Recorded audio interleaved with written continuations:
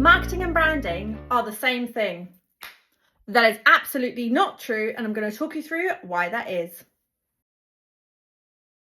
Hello and welcome to Engage and Thrive, also known as EAT, your coffee catch-up with me, your host, Taelon, where we will go through common problems and hurdles that come up in business, marketing and advertising and try and demystify them. I know firsthand how complicated and confusing it can seem with all the different acronyms and all the things to do in business. So let me try and help you be better in business. First things first, let's start with grabbing a coffee. First thing to talk about is I think far too many people use branding and marketing interchangeably as though it is the same thing, and it's really not. So to give you kind of the base understanding, branding is your core identity, so everything that you as a personal brand or a business stands for, and marketing is the tool and the tactics to get your brand message out there. So if we go into this further, then branding is your values, your mission, and everything about the foundation of your business. And marketing is the strategies and tactics we use to get to your target audience. Let's go through vocab. The first one is brand identity. This is the collection of elements that as a business or a personal brand, you create and portray as your image. So your logo, your tone, everything about how you sound, look, feel, smell in that situation. Then think about your value proposition. I spoke about this previously before. This is a statement that explains to someone, a potential buyer, a consumer, what makes your product or service different to competitors. Then people will talk about brand consistency. So brand consistency doesn't mean everything you put out there has to look exactly the same and be exactly the same, because obviously it'll depend on what channel marketing you're using to execute it, how it might feel. But being consistent means like it needs to feel like it's from the same brand family. The next one to think about is your customer journey. So you may want to review your customer journey to see your brand consistency and brand interaction. So that's everything that someone would interact with from awareness to purchase as part of your brand. The next thing to think about is KPI, so key performance indicator, and I'll mention this forever and as long as I do podcasts. This is really thinking about what metric you want to use to measure effectiveness, which the same goes kind of hand in hand with ROI, so return on investment. Again, what are you doing as your marketing tactics and how much is it costing you, and are you getting your bang for your buck? So what are you getting back in return for your activity? And the last one that people may talk about interchangeably with branding and marketing is SEO, which as we all know is search engine optimization.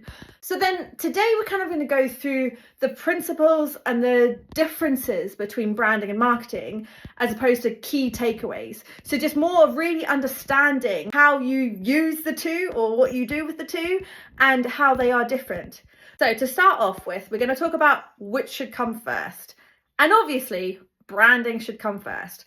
Branding is, as I said, that's your identity. So that's where you lay the foundation for your business identity, really defining your purpose, your identity, your tone, your positioning. You kind of got your target market from your business strategy and how you've designed your product and service and what it is. So you know what you're about. So your brand is really then now you're really refining that. So you're making sure everyone in your business, inside and out, really understands who you are and what you stand for. What you sound like, what you smell like, what you taste like, however you want it to be. And then once it's in place, you then use marketing strategies and tactics to promote your brand message and get your brand message across to your target audience.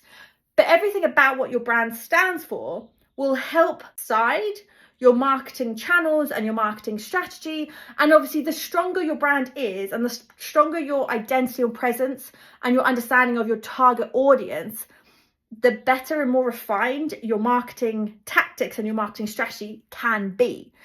So if you don't have a brand and you haven't established your brand, the likelihood is that your marketing is going to be a bit all over the place.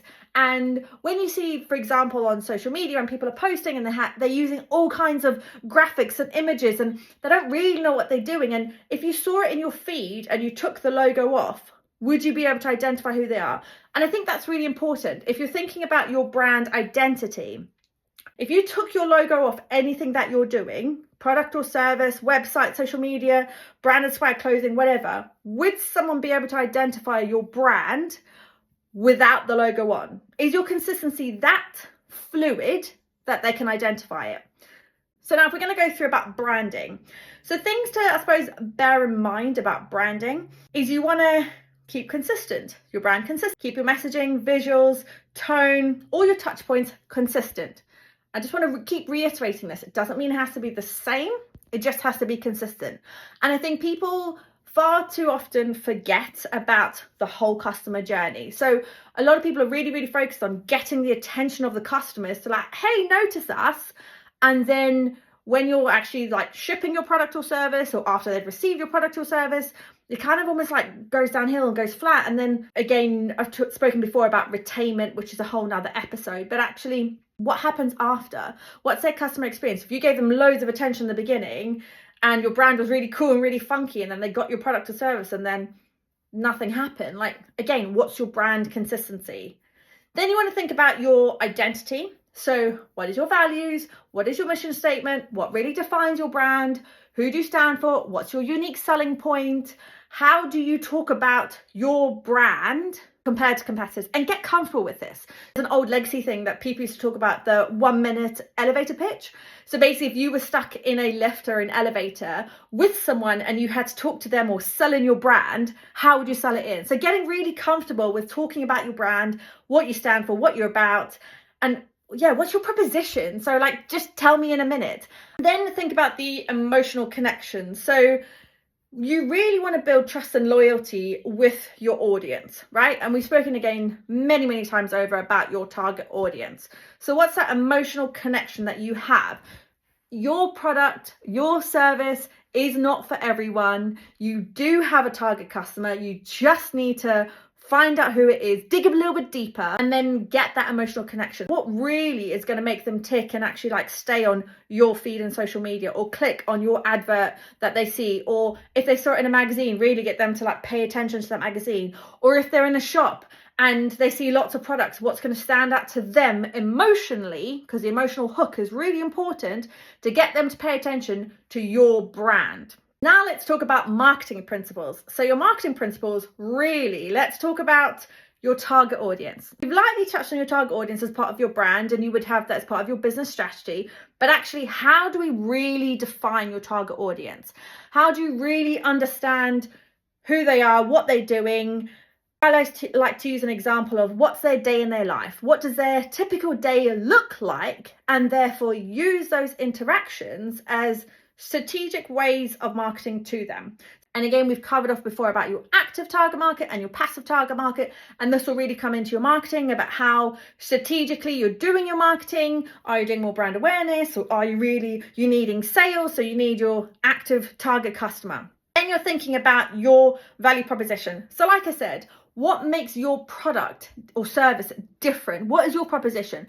So your branding principle is what you stand for, but your marketing is where you can become a bit more cheeky. So you can talk about like how you are different to other products in the market. You'll regularly see examples of like Burger King and McDonald's playing off each other, or Samsung and iPhone playing off each other. Again, their branding message is strong, and then they can use their marketing tactic to play off each other as competitors as part of one of their marketing campaigns, Then the other thing to think about for your marketing principles is your metrics and measurement. So for marketing, you really want to measure the effectiveness and the conversion of your activity. Your marketing campaigns and your marketing channels, you really want to understand what's your engagement rate, what's your return on investment if you're doing ad spend, if you were doing an event stand, how many people came and signed up to your product or service. So the measurement, and I suppose the like harder side of it, really comes into your marketing principles.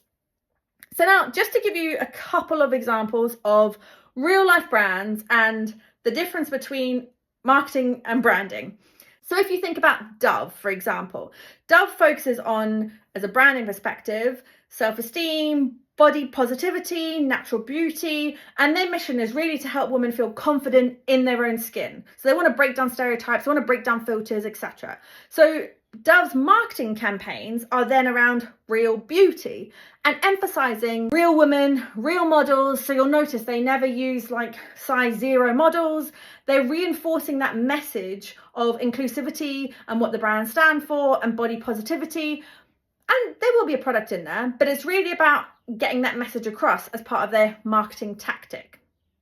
Let's try another example, Starbucks. So Starbucks has really built a brand around community, and they're very consistent with their branding. I think no matter what you looked at, if you took the Starbucks logo off either the word or the actual logo, you would still pretty much be able to recognize the Starbucks product. The white and the green, like very, very distinct.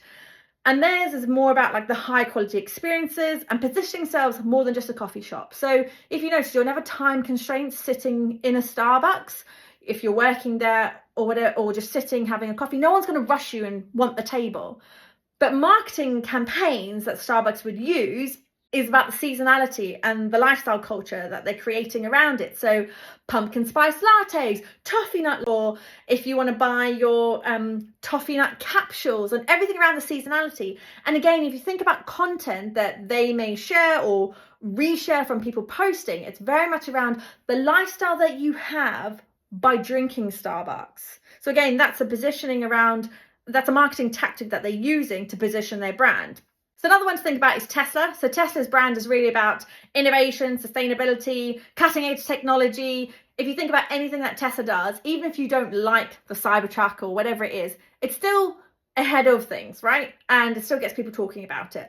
So their marketing that they use, there's always some kind of bizarre product launch. And even if you think about the personality of Elon Musk and how vocal he can be, he's a marketing tactic in himself, right? Because the more he does, the more people talk about. So it wouldn't be anything traditional. So I suppose just to recap, branding and marketing are different, but they need to go hand in hand to work together. But I suppose just to take from it all is, remember, lay the foundations first around your branding. That is so important to make sure you have your brand identity established, because then the fun part of your marketing and all the tactics around your marketing campaigns really is the easy part, I suppose, in comparison to having your brand. But if you don't have a clean brand identity, it makes things a lot harder when you're executing for marketing. Thank you for joining me for another episode of Engage and Thrive with your host Taelon, and see you next week.